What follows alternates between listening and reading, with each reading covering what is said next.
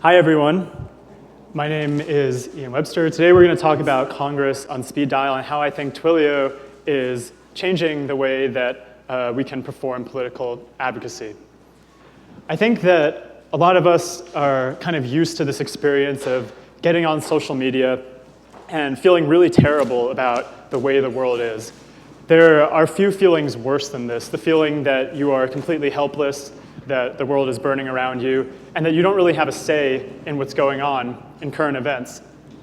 And this is a really terrible feeling that I think probably many of you in the audience have shared. I'm not just talking about the current administration or the election, but this is a sentiment that has existed for quite some time now.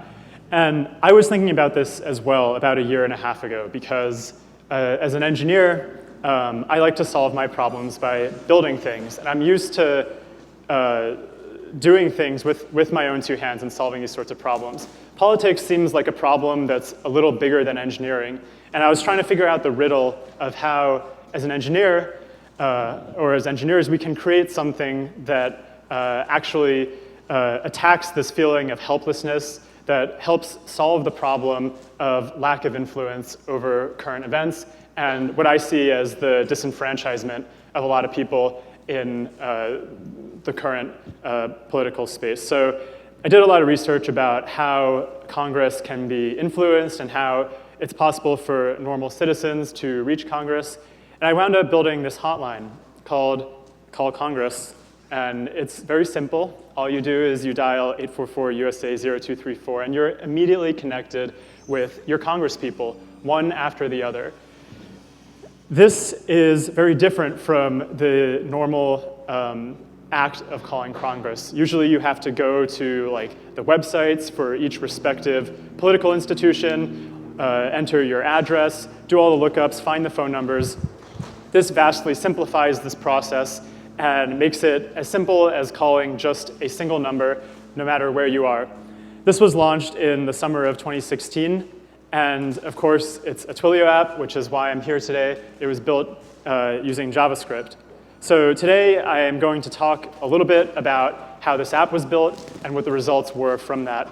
But before we get into all that, I want to discuss a little bit about why we even bother calling Congress in the first place. And I think the reasoning here is fairly straightforward. My first point is that it is actually somewhat effective to call Congress. So I think that you can get really cynical here, but the fact of the matter is that Congress for many years has this structure that allows constituents to call and reach their representatives. And this structure is the main mechanism through which Congress seeks advice and opinions from its constituents, and therefore it should be used before we go off and seek alternate pathways or just feel really bad and do nothing instead. I think the act of calling Congress is supportive of our democracy. We are a representative democracy, and the representatives are the conduits through which we as citizens have access to the highest levels of government. And I think that this is an important aspect of our civil society, and it's something that we should engage with rather than give up on. Calling Congress is more effective than pretty much anything else other than showing up in person to a town hall or some other physical one-on-one meeting. It's more effective than letters, it's more effective than email and fax, and the reason for this, again, is because it's the system that Congress has put in place. The act of calling Congress is a quick but a manual process. So when you call Congress, the line will be picked up by a staffer, usually a junior staffer, an intern. They'll ask you where you live. They'll ask you what you're calling for. And that's really all they care about. They don't want to hear about your life story. They don't want to hear about your background or why you feel a certain way. Their job is to write down your concern and put a tally mark next to it. At the end of the week, these tallies will be compiled into a report that's presented to the representative. So despite the barriers to calling and kind of the quick interaction with the staffer, this is actually one of the most effective ways to have your voice heard by a representative. Because so few people call, it actually probably means that your call counts for more than, say, your vote in an election. Another note here is that the personal act of calling is also pretty important. So staffers receive tons of templates, fax, email, letters. They receive robocalls. These go straight into the trash. And in fact, there are some pretty major advocacy organizations who have so depended on these kind of cookie-cutter campaigns that they are actually blacklisted on Capitol Hill in many congressional offices. So those form letters go straight into the trash, and it's the calls that go through and are actually heard. I want to talk about what we're doing to simplify this process. So the flow is actually pretty straightforward. Number one, we gather the zip code from the caller. Two, we look up the representatives for that zip code. And finally, we call each congressperson one after the other. So we'll connect you with your first senator. When your senator hangs up, we'll call you with your second senator, then your representative, and so on. So I'm going to go a bit into the code. It's a very simple app that created the first, this initial Call Congress hotline, and I want to share with you kind of just how simple that could look like. So those of you who have built Node apps before will recognize this as boilerplate. This is the kind of stuff that goes into any Node Express app. You can see that we've imported the Twilio library, and we're also using the body parser, which is necessary for interpreting Twilio responses. What we're going to do is we're going to define a route called inbound call. And this is the route that Twilio is going to hit when someone calls that phone number. So Twilio kind of acts as the middleman between the phone number and my application, which provides the logic. We're also going to define a route that handles the redirection of the call to Congress. So this is the route that takes in the user's zip code and forwards it to their representatives and senators. We'll start by implementing the inbound call function. So, and the way that we'll start this is just by constructing a Twilio call response. And this is basically a wrapper around an XML object that Twilio knows how to process the instructions for. Then we'll say something like, thanks for calling, enter your zip code, and we'll connect you. And finally, we will instruct Twilio to gather 5 digits from the user. So once those 5 digits are gathered, which is the zip code, Twilio is directed to send that information to our redirect to Congress route. And that's it. We just package it up, and we send it off to Twilio. The redirect to Congress side is a bit more complicated. So we'll use this API, this third-party API called the Sunlight Foundation, which provides a way for users to look up legislators by their zip code. So we'll specify it as a constant up top. And we'll start by getting the zip code that was inputted by the user and now sent from Twilio to our redirect to Congress route. And then we'll send this zip code to the Sunlight API. So this is an HTTP request. We will get the response and parse it. So the response from the API is a list of objects representing members of Congress. And again, we'll create the call response, and we'll loop through each object and add it to our call instructions. So in this case, we'll say we're connecting you with your representative, blah, blah, blah, and we will dial that person's phone number. Again, pretty straightforward, and we wrap it all up, and then we send it back to Twilio. So what this does is it takes a user's zip code, and it simply looks up all of the representatives for that zip code and dials them in succession. I want to emphasize that this is actually all it took for the original app, and it's all open source. You could see it online. It was 50 lines of code. Actually, a bit less than that. I think it's between 40 and 45. And I think if there's, I guess, one thing that you take away from this talk, it's that Something that can change something as important as the way that people interact with their representatives does not need to be huge and complicated. It can actually be a very simple piece of code that stands on the shoulders of giants, essentially, like Twilio. So thanks to all of this underlying technology provided by Twilio, we can do this very simply. I think now it kind of makes sense to talk about, well, so this was really easy to do. What was the impact of it? The impact was that over 900 federal and state representatives were contacted, about 500 federal representatives in the House of Representatives and the Senate. A grand total of about 16,000 calls placed to Capitol Hill. About 221 hours total time spent on the phone with representatives. So this is equivalent to, I think, 9 or 10 days just spent solidly on the phone talking to your representative. The average call was just over a minute, but this didn't stop some people from spending a lot of time on the phone with their representative's office.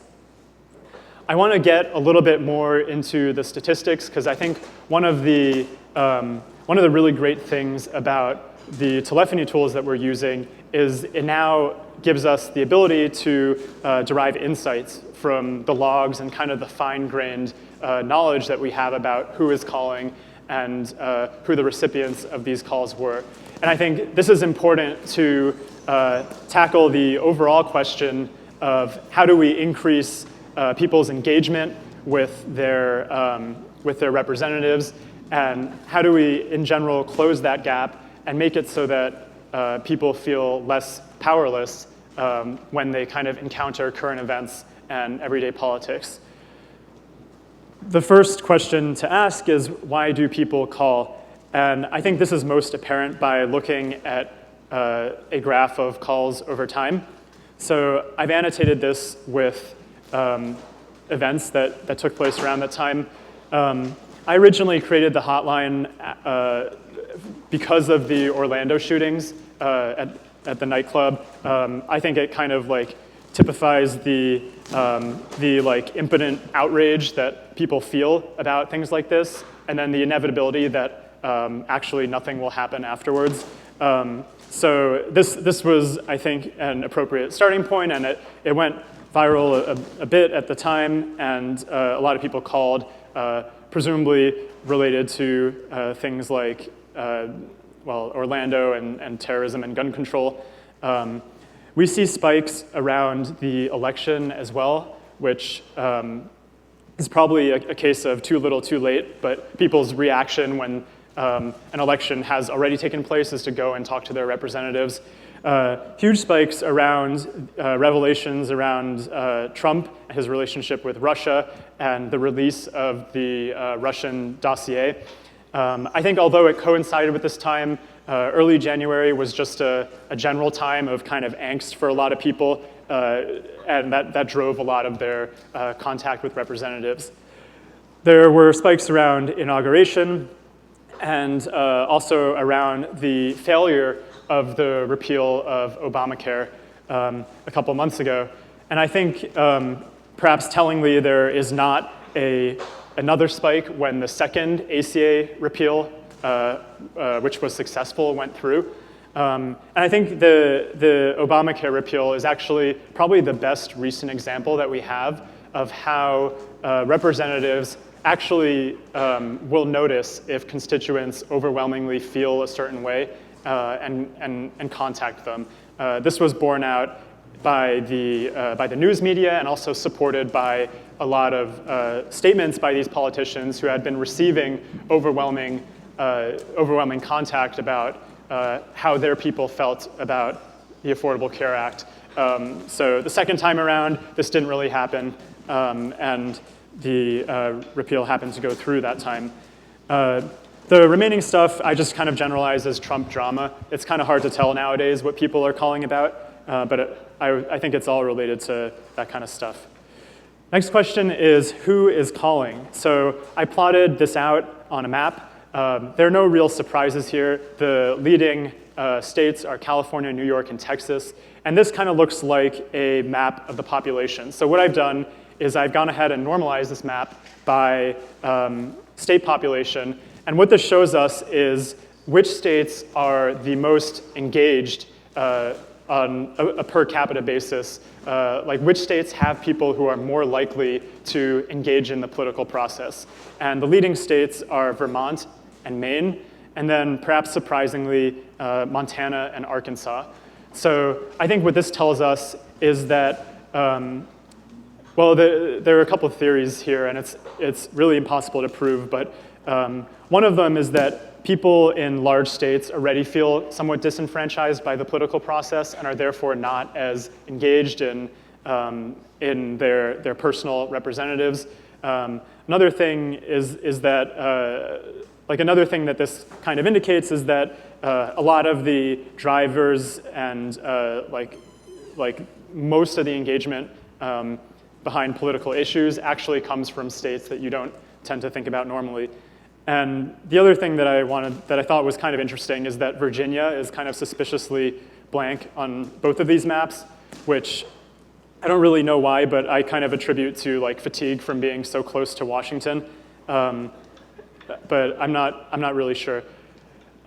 Speaking of engagement, it also makes sense to talk about call duration, and I think this is actually a really important point. So we're going through a lot of data here today, but the bottom line is that most calls are extremely short. It only takes an average of about a minute to call your representatives and get your voice heard. And in fact, the median in this distribution is just under 50 seconds.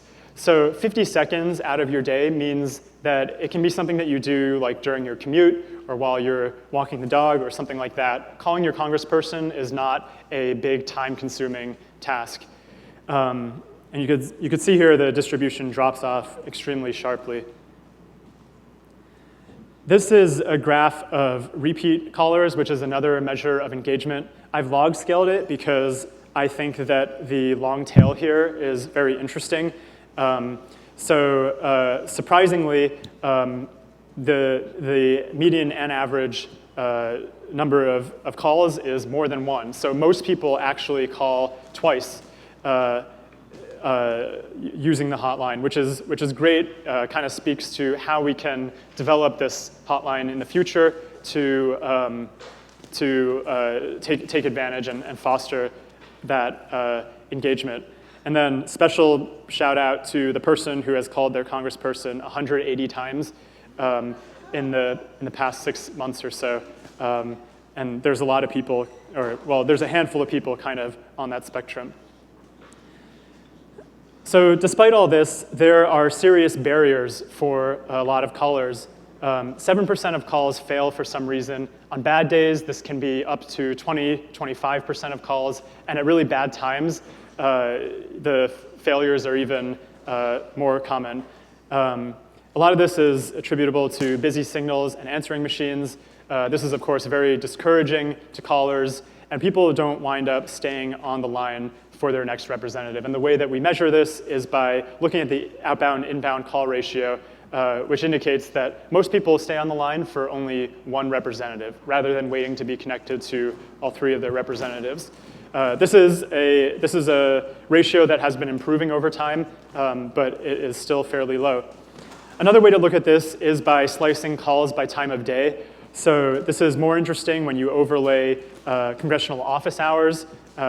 These hours of the day are in Pacific time, so Congress is obviously open a little bit early for those of us here. But you can see here that about a quarter of all calls happen outside of office hours, which means that these calls are a whole lot less likely to be successful. And the range of office hours that I've kind of provided here is pretty generous toward Congress. A lot of offices close, stop accepting calls like an hour or two early. They start accepting calls an hour or two late. So this speaks to challenges about how everyday people are able to find the time to call their representatives. And it also suggests some improvements that could be made in terms of how offices accept calls. I also think that this suggests ways for us to hold our representatives accountable. So we can kind of break down our federal representatives in terms of how likely it is for a call to get through to them. And you could see here that about half do a good job, about half leave some room to be desired, and then there's a small handful of people that are just terrible at answering phone calls and listening to their constituents. I think a nicer way to look at this is by plotting availability, which is the probability that you pick up the phone and you call your senator. What is the likelihood that they'll pick up? And we could plot that against number of calls. So you see that most representatives kind of cluster around being very available, not taking that much call volume.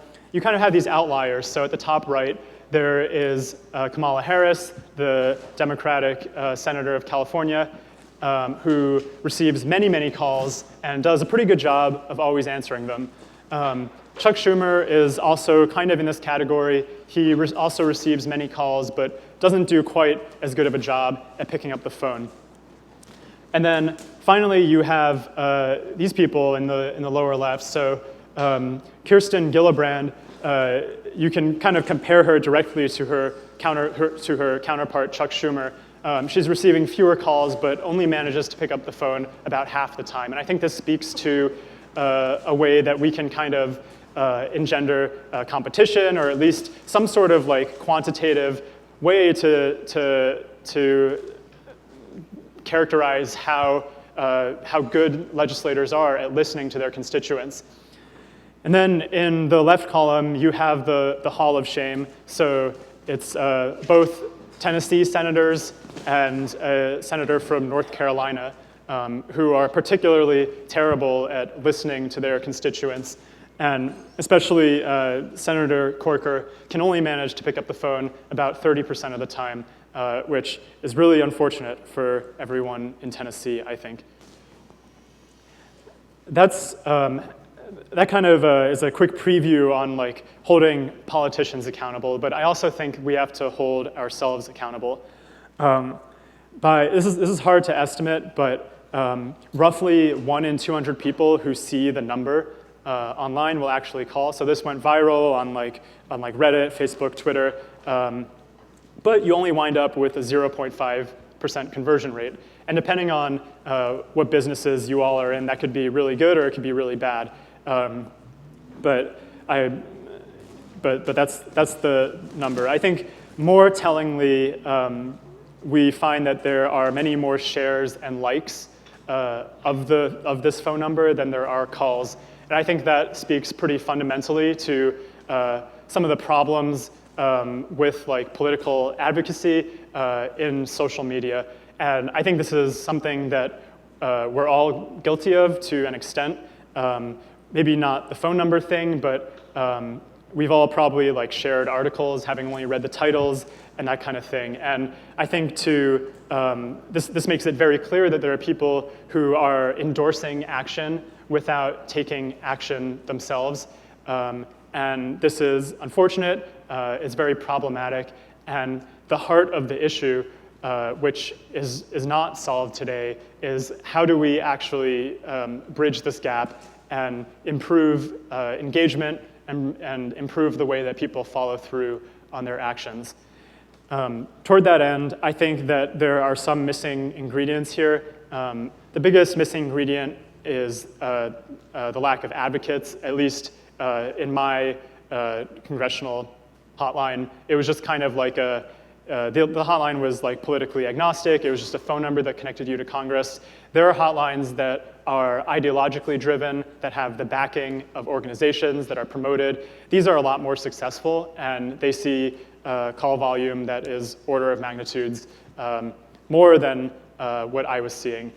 So I think that it's really important to have advocates and organizers with these tools in their hand rather than having like my Congress hotline existing in a vacuum.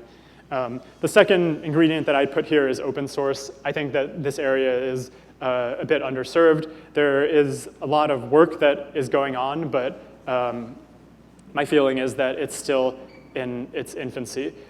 And toward that end, I've been experimenting with working with other organizers and organizations. We created this site called speaklouder.org, which is a way for people to organize call campaigns around ideological causes. So you can go there, you can create a page about something that you care about, and funnel calls through that page, and do other things like mailing lists and SMS lists and that kind of thing. So everything in this presentation, including the original phone hotline and this site and the expanded call hotline, is all open source. And I would love to work with people here to improve that and keep on building it. Ultimately, I think the message that I want to give today is that it only takes like 50 lines of code or 50 seconds of your time to do something that can marginally change the way that things are going.